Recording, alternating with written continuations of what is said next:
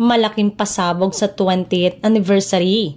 ABS-CBN at GMA usap-usapang magsasanib puwersa di umano para sa bagong season ng hit and longest running kapamilya reality show na Pinoy Big Brother. Ayon sa usap-usapan, balak di umano na ipalabas rin sa Kapuso Network ang bagong season ng nasabing reality show na magdiriwang ng ika-20th anniversary. Sa ngayon ay wala pang kumpirmasyon ang nasabing usapan. Ang sigurado lang ay ang pagkakaroon uli ng bagong season ng PBB sa ilalim ng ABS-CBN Studios.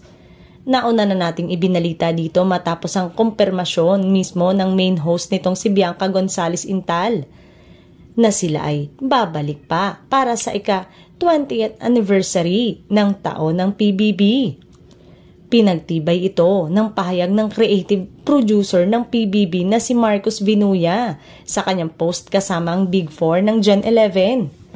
Ngunit may mga maugong na bulong-bulungan sa social media na posibleng matuloy ang sinasabing collaboration ng Kapamilya Network sa GMA Network upang maiere ang susunod na season ng patok na reality series. Sa ngayon ay nakikipag-usap na umano ang GMA sa ABS-CBN para sa nasabing collaboration. Kung magkakatotoo man, ito ang unang pagkakataon na masisilayan ng mga kapuso ang naturang programa. May mga chismis ding nasagap na isang panibagong bahay ang gagawin umano sa isa pang location.